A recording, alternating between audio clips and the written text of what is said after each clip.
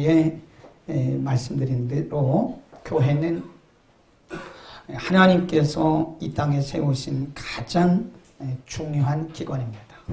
교회 없는 세상은 의미가 없어요. 하나님이 이 땅에 세우신 기관 중에서 가장 중요한 기관이 이 교회입니다. 교회를 통해서 하나님의 백성들을 부르시고, 교회를 통해서 하나님의 백성들을 양육하시고, 교회를 통해서 또 하나님의 백성들을 세상에 파송하세요. 교회를 통해서 이 땅에 하나님의 나라가 확장되어 가고요. 그래서 교회가 이 땅의 소망이고, 교회가 이 땅의 등대다. 교회는 매우 중요합니다. 존재 자체로 중요한 거예요. 교회의 규모가 중요한 게 아닙니다. 교회의 조직이 중요한 것도 아닙니다.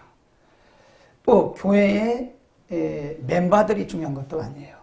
교회는 하나님께서 맡겨주신 본질과 그 사명이 있기 때문에 교회는 매우 중요하다. 교회는 사명 때문에 존재하는 것이다. 이 땅에 수많은 교회들을 세우신 것은 사람이 힘으로 세운 것이 아니라 예수님이 이 땅에 오실 때까지 하나님의 거룩하신 뜻을 교회를 통해서 이루어 나가는 거예요.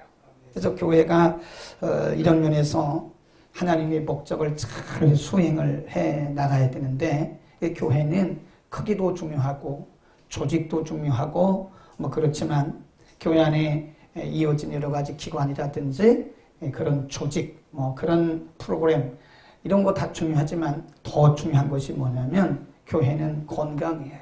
교회가 건강하지 못하면 교회가 아무리 커도 하나님의 목적을 이뤄낼 수가 없고요.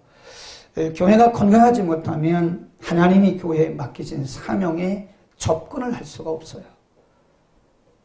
그러니까 교회가 교회답지 못한 것은 건강하지 못하기 때문에 교회가 그런 것이다. 교회가 건강하지 못하면 애물단지입니다. 그래서 이 세상 사람들로부터 계속해서 도전을 받아야 되고 또 비난을 받아야 되는 것이다. 이 교회는 하나님께서 맡겨주신 그 사명을 감당하기 위해서는 무엇보다 교회는 건강해야 돼요. 영적으로 건강해야 되고, 교회가 말씀에 견고히 서지 못하고는 교회는 교회로서의 그 존재감을 나타낼 수가 없는 것이다. 요한계시록 2장 3장에 보면 에베소 교회로부터 시작해서 라우디게아 교회까지 7교회, 소아시아 7교회에 대한 말씀이 쭉 나오는데, 어떤 교회는 하나님이 이렇게 부활하신 예수님이 나타나셔서 칭찬을 하셨고, 어떤 교회는 책망을 하셨고, 어떤 교회는 칭찬과 책망을 같이 받은 교회가 있고 그래요. 근데 이거는 7교회는 그 교회에 대한 말씀이 아니에요.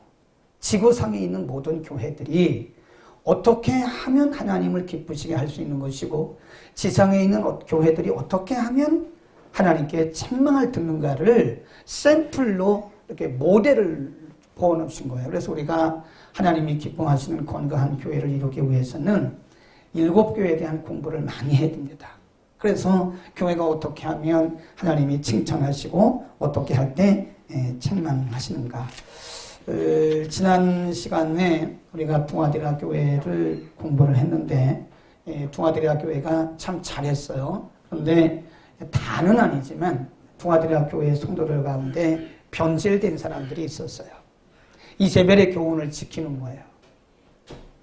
오늘날로 말하면 이단적 사상, 잘못된 가르침에 쉽게 미혹이 되어지고, 또 교회가 건강하지 못하게 세속화되는, 세상의 바람이 교회에 들어와서 진리를 지켜내지 못하는 그런 연약한 교회가 되었을 때 이 둥아디라 교회를 굉장히 책망하시고 회개의 기회를 주셨어요. 그런데 이 둥아디라 교회는 회개할 생각조차를 안 했습니다.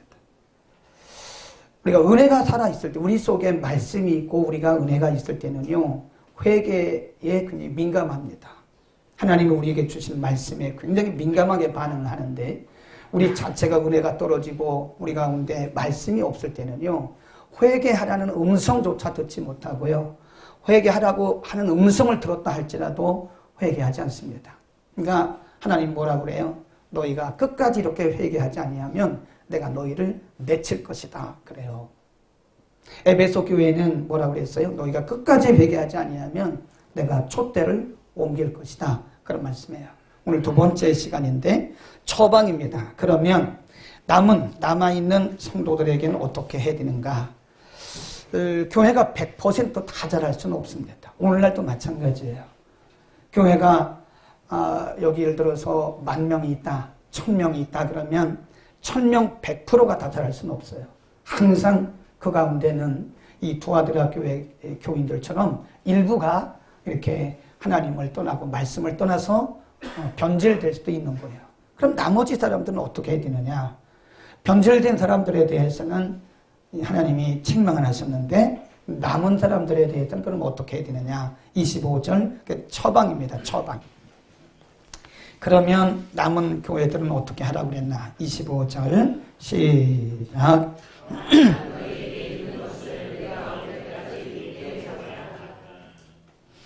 24절도 보면 이렇게 말씀했어요. 두아디라에 남아있어 이 교훈을 받지 아니하고 소위 사단의 깊은 것을 알지 못하는 너희에게 말하노니 다른 짐으로 너희에게 지울 것이 없다. 잘하고 있다 이거예요.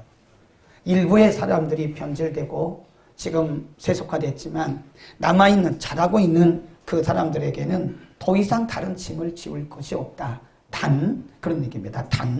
다만 그 말은 너희에게 있는 것, 지금 너희가 하고 있는 그것을 내가 올 때까지, 예수님 오실 때까지 굳게 잡아라. 그 19절에 보면 19절 보세요. 시작.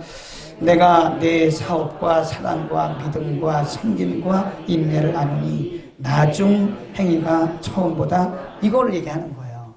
지금 너희 잘하고 있잖아. 이거 흔들리지 마. 일부의 성도들이 말씀을 떠나고 변질되긴 했지만 그거 관여하지 말고 지금 잘하고 있는 남은 성도들에게 주신 처방입니다. 지금 너희가 잘하고 있는 그 5가지 흔들리지 말고 내가 오는 그날까지 그 굳게 잡고 너희가 잘해라 라고 하는 처방입니다. 있는 것을 굳게 잡으라 그런 얘기죠. 다르게 말하면 이게 무슨 말씀이냐면 너희의 믿음의 중심이 흔들리지 말고 다른 몇 퍼센트의 소수의 사람들이 어떻게 믿음을 떠나든 그들이 진리를 벗어나든 거기 관여하지 말고 너희는 잘하고 있는 여러분들은 그에게 잘하고 있는 여러분들은 예수님 오실 때까지 믿음을 잘 붙들라는 거예요. 아멘. 다른 사람들을 바라보고 낙심하고 좌절하고 실망하고 괜히 원망하고 그러지 말고 내가 지금 여러분들이 하고 있는 지금 잘하고 있는 5가지 19절에서 말씀한 그 5가지 그 예수님 오시는 그날까지 그거를 굳게 잡고 가는데 무엇보다 중요한 것이 믿음의 근본이 제대로 돼야 되니까 믿음을 끝까지 굳게 잡으라 그런 얘기입니다.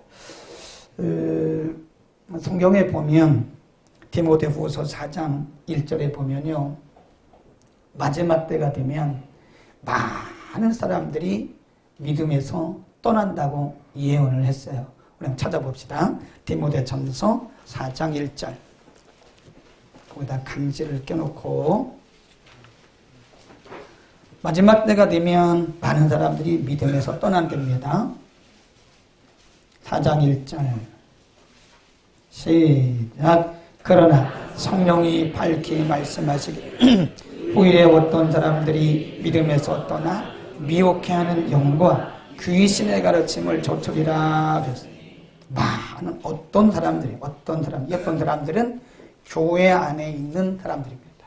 Some Christians. 어떤 기독교인들. 불신자가 아니에요. 교회 안에 있는 어떤 성도들이 믿음에서 떠난다.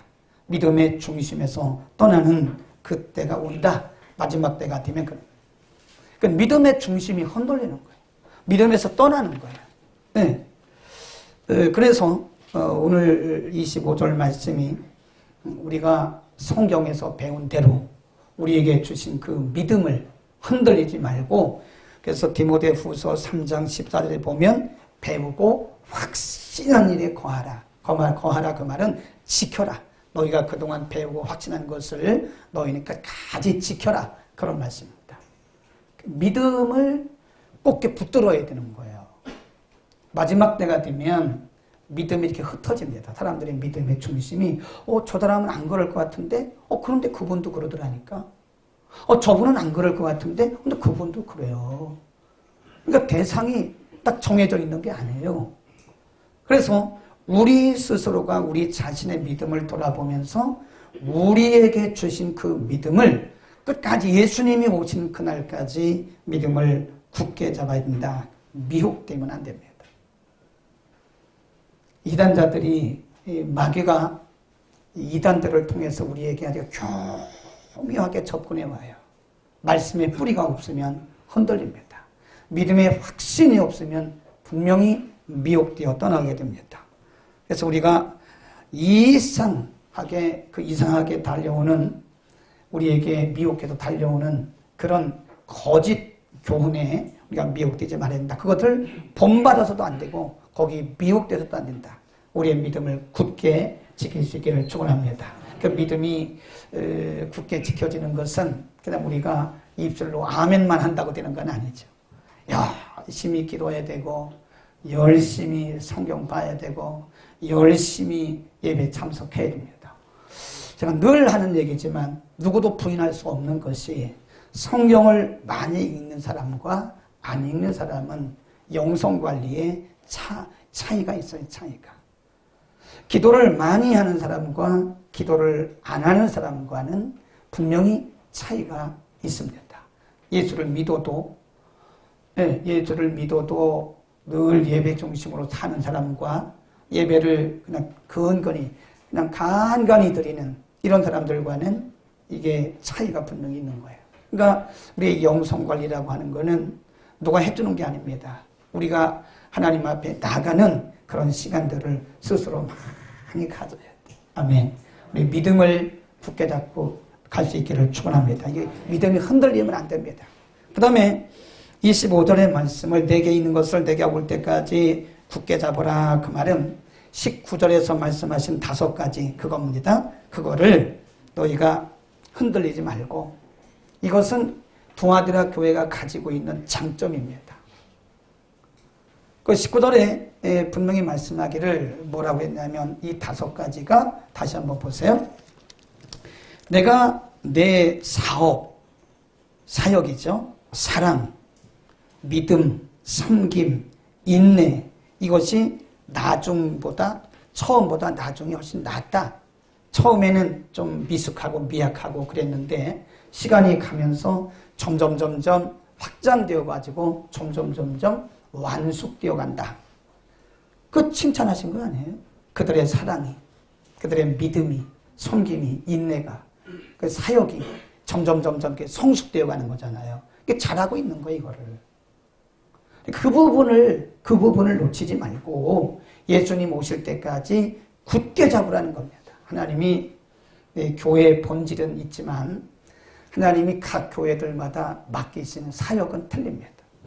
이 땅에 수많은 교회들이 있지만 교회들마다 하나님께서 맡겨주신 그 사명, 미션이 틀려요. 우리도 마찬가지죠. 우리 수많은 크리스찬들이 있지만 각 사람에게 주신 미션이 틀립니다.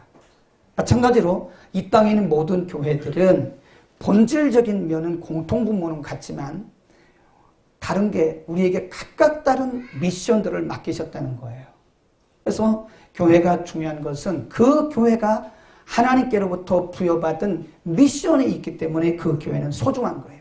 단 여기 10명이 모였더라고요. 이들도 여기 10명이 모였다 한다 할지라도 여기에 하나님께서 맡기신 미션이 부여되어 있기 때문에 그 10명이 너무 소중한 겁니다. 사람들은 교회 크기를 가지고 자꾸 얘기를 하는데 교회는 크기가 중요한 게 아니에요. 조직이 중요한 게 아닙니다. 교회는 그 교회에게 맡겨주신 고유한 사명이 있어요. 고유한 사명이. 그 고유한 사명을 발견하고 하나님이 그 고유한 그 교회에 맡겨주신 그 사명을 끝까지 감당해야 된다 이겁니다. 아멘. 그래서 우리가 이렇게 좀 비교하면 안 됩니다. 우리 교회와 다른 교회를 비교하는 사람만큼 어리석은 사람이 없어요. 내 가정과 다른 가정을 비교하는 사람만큼 어리석은 사람이 없습니다. 나와 다른 사람을 비교하는 사람만큼 불행한 사람이 없습니다. 나는 나고 그 사람은 그 사람이에요. 하나님께서 나에게 주신 사명이 다르고 저분에게 주신 사명이 달라요. 그 부러워할 것도 없고 비난할 것도 없어요. 하나님이 우리 가정에 맡기신 사명이 있고 다른 분들의 가정에 맡기신 사명이 있어요. 다른 가정을 비난할 것도 없고 정죄할 것도 없고 그렇다고 부러워할 것도 없어요. 내 가정에 맡겨주신 고유한 사명을 감당하면 되는 거예요. 교회가 하나님께서 각각 수많은 교회들이 있지만 하나님 나라를 이 땅에 확장하고 하나님의 뜻을 펼쳐나가기 위해서 하나님이 핀센트로 뽑듯이 교회들을 다 뽑아서 곳곳에 세워놓으셨어요. 그리고 그 교회들마다 꼭 우리가 모자이크와 똑같은 거예요. 모자이크 큰 그 화면지에 그림이 있는데 그림의 모양이 똑같은 게 아니잖아요. 색깔이 똑같은 게 아니잖아요. 그러나 여러 개의 이 조각들이 모여가지고 한 폭의 멋진 그림이 이루어지는 거잖아요. 하나님이 이 땅에 모든 교회들에게는 그 나름대로의 고유한 사명을 주셨다 이겁니다. 그러니까 동아드레아 교회는 그거를 하라는 거예요. 그거를 끝까지 지금 여러분들이 하고 있는 이 일 잘하고 있으니까 누가 무슨 얘기를 해도 흔들리지 말고 누구와 비교할 것도 없고 그 일을 잘하라고 하는 것입니다. 그래서 우리는 우리 교회에도 우리 교회에게 맡겨주신 특수한 사명이 있습니다.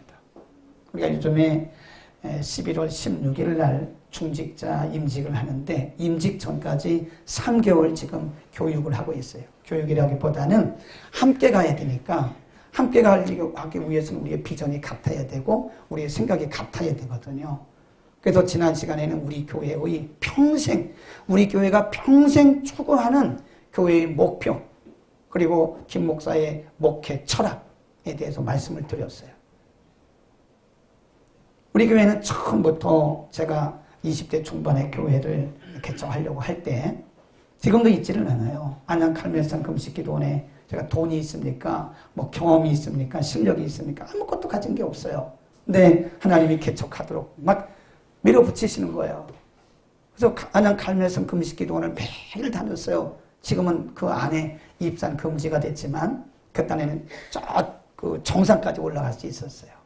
중턱쯤 올라가지고 바위 위에 솔가루 참 겨울이라고 초겨울이라고 생각이 되어지는데 솔가루를 참 또 이만큼 싸놓고 이런 참 방석 같은 게 없으니까 솔가루를 이만큼 싸놓고 무릎 꿇고 막 기도를 하는데 참 기가 막힌 거예요. 기가 막혀. 개척을 막 시작하려고 하니까 돈이 있습니까? 뭐 제가 경험이 있습니까? 뭐 우리 가정에 믿는 사람이 있습니까? 아무것도 없는 거예요. 기가 막힌 거예요. 그래서 그냥 엎어져가지고 엎드린 게 아니에요. 그냥 엎어졌어요. 엎드린 거는 내 의지로 이렇게 잘 모양을 갖추고 엎드린 걸 얘기하는 것이고 엎어진 거는 모든 걸 포기하고 그냥 엎드린 거예요. 한번 엎어져 보세요. 그냥 엎어졌어요. 근데 조금 후에 뒤에서 어떤 이게 큰 손 같은 것이 이렇게 저를 향해서 이렇게 안수하듯이 말해요. 이렇게. 네. 그러면서 사랑하는 종아, 내가 왜 걱정하냐. 염려하지 마라. 두려워하지 마라. 그런 말씀하시는 거예요. 그때 제가 이게 개척이 하나님의 뜻이로구나. 그리고 개척을 마음먹고 내가 생각을 했습니다. 하나님, 그럼 제 개척을 어떤 방향으로 해야 됩니까? 교회가 없어서 하나님이 개척을 시키는 것도 아닐 텐데 하나님 어떤 방향으로 제가 그런 평생을 제 생명을 드려야 되는데 어떤 방향으로 제가 목회를 할까요? 그때 딱 떠오른 말씀이 마태복음 4장 23절입니다. 예수께서 온 마을을 다니시면서 가르치시고 전파하시고 치유하셨다. 그래서 선교, 교육, 치유를 저는 제 목회가 끝나는 날까지 제 목회 방향입니다. 그게 목회 방향성이에요. 지금까지 그 일을 해오고 있는 거예요. 그래서 개척하자마자 외국인 사역을 했어요. 지금까지도 하고 있습니다. 그리고 가르치는 사역 우리만큼 하는 데가 없습니다. 정말 많이 합니다. 여러분이 안 와서 그런 거지, 여러분이 그 참석을 안 하셔서 그런 거지, 가르치는 사역 참 많이 합니다. 그리고 2005년부터는 말에 우리가 치유 사역을 시작을 해서 지금은 이제 참 이 세 가지가 잘 균형을 이루는 지난 화요일 날 오전 10시부터 신반포 중앙교회에서 전국에 있는 목회자를 대상으로 해서 국내 거주 이주민 성도에 대한 정책 포럼이 있었습니다. 이거는 KWM이라고 한국세계선교협의회라고 하는 우리나라에 있는 모든 선교단체들이 모여있는 협의회. 우리 저 사모님 오셨는데 KWM에 간사로 계셨었죠. 국제부에. 거기서 연락이 왔어요. 8월인가 7월에 연락이 왔어요. 전국 목회자를 대상으로 해서 국내 거주 이주민 선교에 대한 목회자 포럼을 하는데 우리 김 목사님 오셔서 거기에 대해서 하고 있는 일들에 대한 사례 발표를 해달라고. 가보니까 전국에서 목회자들이 참 많이 오셨어요. 거기 보니까 큰 교회 목사님도 오셨고요. 그런데 다섯 분이 주제 발표를 했는데, 4분인가? 5분이 했는데, 한 분은 설교하셨고, 4분이 이제 주제 발표를 했는데, 2분은 신학대학의 교수님들이에요. 물론 저도 교수지만 저는 목회를 하는 교수잖아요. 2분은 이론적인 거를 얘기한 거예요. 그래서 미시오데이가 뭐냐, 하나님의 선교가 뭐냐, 이런 선교 이론적인 거를 바탕으로 깔았고, 그 다음에 제가 2번째 포럼 주제 발표를 했습니다. 그래서 한국교회가 어떻게 하면 국내 거주하고 있는 230만 이상의 이주민들에 대해서 복음을 전하고 우리 주님이 오시는 그날까지 그들에 대한 사명을 감당할 수 있을까. 그래서 제가 아주 잘 발표를 했습니다. 참 잘했다고 그러더라고 사람들이. 별로 이렇게 신뢰를 안 하는 것 같은데 대부분 잘했다고 끝나고 나니까 그냥 명함 달라고 막 이래서 명함 주고 그랬는데 가만히 생각을 했어요. 우리 대한민국의 교회들이 10,000명 이상 모이는 교회들이 수없이 많고요. 10만 명 모이는 교회도 수없이 많고요. 1,000명 모이는 교회는 셀 수 없이 많고요. 우리는 300명도 안 되는 외국인들까지 애들까지 다 합쳐야 300명 될까 말까 한 작은 규모의 교회입니다. 그런데 어떻게 해서 전국에 있는 거기 그날 오신 분 중에 대교회 목사님도 오셨어요. 오셔서 저한테 명함 받아가신 분도 계세요. 어떻게 그렇게 할 수 있느냐고. 근데 이거는 우리 교회의 자랑거리이기도 하지만 우리 교회에게 맡기신 하나님의 사명입니다. 아멘. 하나님이 이 일을 위해서 하나님께서 우리 교회를 세우시고 지금까지 우리를 훈련하시고 앞으로도 하나님이 쓰실 거라고 저는 분명히 믿습니다. 그래서 우리는 다른 교회 비교할 거 없어요. 다른 교회 하는 일을 우리가 부러워할 것도 없고 비난할 것도 없고 정죄할 것도 없어요. 근데 우리는 우리 사명만 잘하면 되는 겁니다. 아멘. 우리는 우리 사명만 열심히 우리에게 맡겨주시니 선교하고 교육하고 치유하는 이런 사역을 우리 주님이 오시는 날까지 그래요. 우리는 2005년부터 목요 치유 집회, 2005년인가 박 집사님? 언제부터 했어요? 2005년부터 제가 치유 사역하고 전국에 부흥회 다니기 시작했고요. 그 다음에 목요 치유 집회는 아마 2009년인가 되는 것 같아요. 10년 가까이 하고 있습니다. 어떤 분이 이렇게 물어봐요. 목사님 지금도 목요 치유 집회 합니까? 그래요. 그게 무슨 말씀을 그렇게 물어봅니까? 하나님이 주신 사명인데 이거는 우리 주님 오시는 날까지 할 겁니다. 아멘. 솔직히 말해서 때로는요. 목요 치유 집회가 많이 안 올 때도 있어요. 휴가 기간 그럴 때는 20명도 안 옵니다. 그냥 여기 싱어들 오고 어떤 때는 싱어들도 또 1명이나 2명밖에 안 와요. 바쁘니까. 저는 목요 집회를 위해서 아침부터 긴장하고 하루 종일 기다립니다. 3층도 안 내려갑니다. 한번 교회 오면 9시에 출근하면요. 3층도 안 내려갈 때에서 성경 공부하기 위해서 내려가는 거 외에는 3층도 안 내려가고요. 하루 종일 이 교회에서 말씀 듣고 말씀 보고 연구하고 기도하고 그렇게 지내요. 어떻게 보면 참 불쌍한 인생이지. 이렇게 좋은 세상에 놀러도 가고 좀 바람도 쐬고 그래야 되는데 하루 종일 있는 거예요. 근데 그게 저한테는 제가 해야 할 일이기 때문에 그만큼 목요 집회를 소중하게 여긴다는 거예요. 그래서 전에는 그 인원들이 좀 이렇게 많이 오면 힘이 나고 적게 오면 힘도 빠지고 그랬는데 지금은 그런 거 전혀 개의치 않습니다. 개의치 않아요. 많이 오든 적게 오든 하나님이 영혼들을 치유하고 영혼들을 회복하고 영혼들을 살리라고 하는 하나님의 부르심이고 하나님의 미션이기 때문에 우리는 우리 주님이 오시는 그날까지 이 일을 해야 되는 것입니다. 아멘. 우리는 우리 교회가 두아드라 교회가 잘하고 있는 거 5가지를 예수님 오신 그날까지 하라는 거예요. 그날까지. 그런 것처럼 우리는 우리 교회에게 맡겨주신 일들을 우리 예수님 오시는 그날까지 제가 이제 얼마 있다 몇 년이라고 얘기는 안 하겠지만 제가 은퇴를 하고 후임자가 와서 우리 교회를 이어받아도 이 교회는 계속해서 선교 치유 교육의 이 아주 고유한 이 사명을 감당해야 되는 거다. 아멘. 우리에게 주신 일들을 우리는 게으르게 하면 안 됩니다. 자랑할 것도 없지만 우리가 다른 사람들에게 기죽을 것도 없습니다. 하나님은 두아드라는 교회는 두아드라 교회, 에베소 교회는 에베소 교회, 사대 교회는 사대 교회, 라오디게는 라오디게아 교회, 다 빌라델비아 교회는 빌라델비아 교회. 하나님은 지상의 모든 교회들마다 나름대로의 미션을 주셨기 때문에 교회들은 그 미션을 찾아서 그 일을 예수님 오시는 날까지 해야 돼요. 내가 조금 한국 교회를 조금 안 좋은 면을 봤는데 한국 교회는 붐을 탑니다. 붐.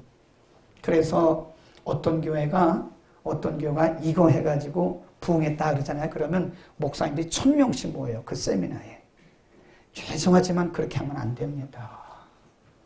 그 세미나를 통해서 교회 성장의 어떤 자료는 제공할 수 있으나 모든 교회들이 그 교회처럼 그렇게 한다고 다 부흥되는 건 아니에요. 토양이 다른 겁니다. 토양이 다르고 하나님이 맡겨주신 미션이 있기 때문에 모든 교회가 다 그렇게 붐을 타고 가면 안 돼요. 저는 그래서 목회자들을 만나면 제자리로 교회 사이트를 하잖아요. 그래서 2년 전인가는요, 저 전라남도 아주 저 섬에서 교인 20명도 안 되는 작은 교회의 목회자인 목사님이 그 교단의 교단장이 됐어요. 아멘. 못할 일이 없다고 저는 봅니다. 왜 교단장을 왜 교회 순서대로 하는 겁니까? 교회 사이즈가 그분의 인격 아니잖아요. 교회 사이즈가 그분의 인격이 신앙이 아니잖아요. 하나님이 원하시는 것은 교회의 크기나 교회의 어떤 조직이나 교파나 그게 중요한 것이 아니라 10명이든 100명이든 10,000명이든 10만 명이든 하나님이 각각의 교회들에게 맡겨주신 그 미션을 따라서 예수님이 오실 때까지 하라 이겁니다. 아멘. 우리 잘합시다. 잘하자고. 예수님 오실 때까지 잘하자고. 네. 그게 건강한 교회입니다. 남이 하는 거 괜히 남 하는 거 비난하지 마세요. 거기는 자기들 사명 열심히 하고 있는 거예요. 남 하는 거 괜히 그렇게 부러워하지 말아요. 거기는 자기 사명 감당하고 있는 거예요. 그 다음에 오늘 25절의 말씀은 너희가 지금 하고 있는 그 일을 내가 올 때까지 잘 붙들라. 그 말씀은 그 무슨 말씀이냐? 두 번째 말씀과 아주 비슷한 말씀인데 이 장점, 이 두아디라 교회는 단점도 있어요. 무슨 단점이냐? 이세벨의 교훈을 지키는 쉽게 믿음이 흔들리는 믿음의 중심이 없는 그런 이들이 몇 프로 있었어요. 회개하라고 해도 회개하지 안 하고 그런 사람도 있었어요. 그러나 그런 사람들은 그런 사람들이고 나머지 건강한 사람들은 이 일을 해야 되는데 가만히 보니까 이 두아디라 교회가 장점이 많아요. 이렇게 보니까 두아디라 교회는 옛날 초대교회이기 때문에 교인도 많잖아요. 그렇다고 건물도 있는 것도 아닌 거 물론 있긴 있는 것 같은데 제가 그래서 인터넷 검색해봤어요. 저는 아직 터키를 못 가봤으니까 두아디라 교회가 어떤 거 오후 예배 드리는데 사람이 많이 없으니까 삥 둘러 앉아가지고 쉐어링을 한대. 그냥 나눔을 한대요. 나눔. 그래서 제가 어제 나눔거리를 하나 드리면서 한번 나눠보라고 참 그랬다니까. 지상에 있는 모든 교회들은 다 장점이 있어요. 사람들도 다 참 공의로우신 하나님께서 한 사람에게 모든 걸 다 주시지 않았어요. 저 사람이 모든 걸 다 가지고 있는 것 같은데 들여다보면 부족한 게 많습니다. 저 사람은 돈도 많고 공부도 많이 했으면 행복하겠지? 아니에요. 그 내막에 들어가 보면요, 아픈 부분이 또 있더라고. 다 있어요. 아픈 부분이 없는 사람이 없습니다. 그러나 하나님이 우리를 위해서, 하나님의 사역을 위해서 우리에게 주신 또 장점들도 있어요. 단점만 있는 게 아니에요. 중요한 것은 하나님이 우리 각자에게 주신 장점을 찾아야 돼요. 그 장점을 찾아서 그 장점을 자꾸 응용해야 됩니다. 1달란트, 2달란트, 5달란트를 주인이 맡기고 떠났잖아요. 그러니까 1달란트 받은 사람은 이거를 소홀히 여기고 땅에 감춰뒀어요. 2달란트, 5달란트 받은 사람은 그걸 가지고 와서 장사를 했어요. 그래서 배를 남겼어요. 주인이 왔을 때 칭찬 들었어요. 1달란트 받은 사람은 책망받았어요. 그리고 뺏겼어요.